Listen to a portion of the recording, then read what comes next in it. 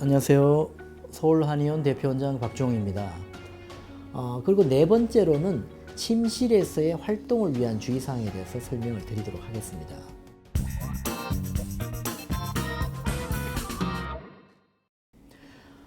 파킨슨병 환자뿐만 아니라 대부분의 노약자들은 사실 방바닥에 생활하는 것보다는 침대 생활이 몸을 일으키고 또 활동하는 데는 편리할 수가 있습니다.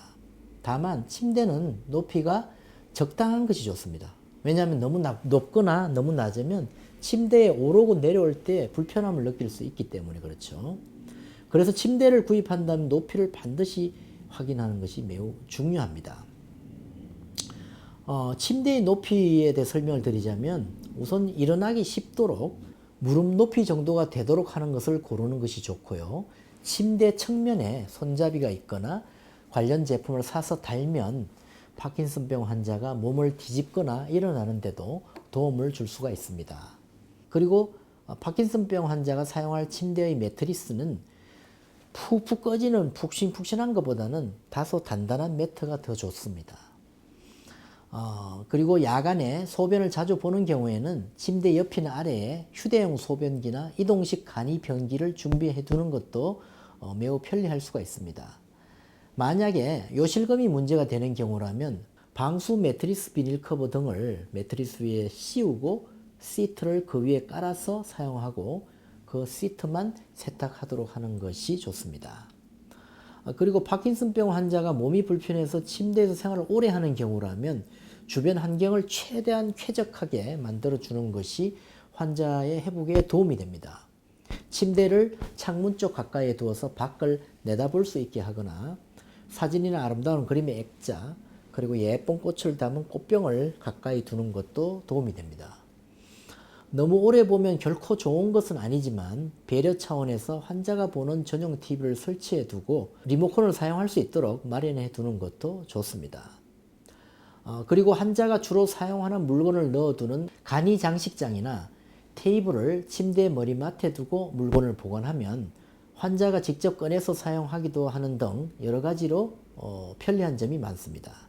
그리고 밤에 물을 자주 마시는 경우라면 물병을 침대 근처에 두도록 하는 것이 좋고 이때는 대롱이나 간이 마개가 붙어 있는 스포츠 물병을 사용해서 야간에 물을 찾다가 엎질러질 염려가 없도록 하는 것이 매우 중요합니다.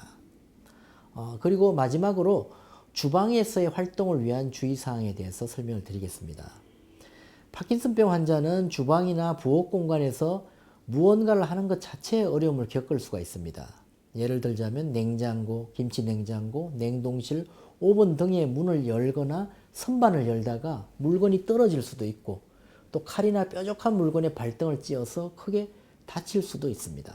그래서 음식이나 조리기구 등을 잘 배치해 두는 것이 중요하고 이상 증상이 생겨서 평소에 잘 넘어지는 경우라면 미리 할 일을 잘 계획해서 천천히 움직여야 잘 넘어지지 않습니다.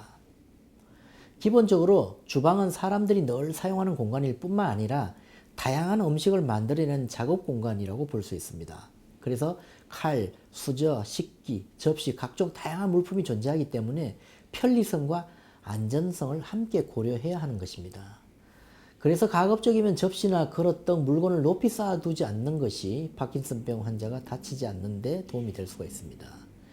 접시 등이 한꺼번에 넘어지거나 무너질 우려도 있고 그것들을 붙잡고 함께 넘어지면 자칫 대형 사고로 이어지기 때문이죠.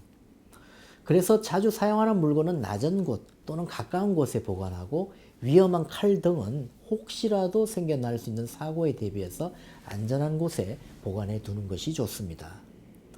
냉장고의 경우에는 최근에는 양문 냉장고가 많이 나와 있습니다. 그래서 냉장실과 냉동실을 좌우로 사용하는 것이 편리합니다.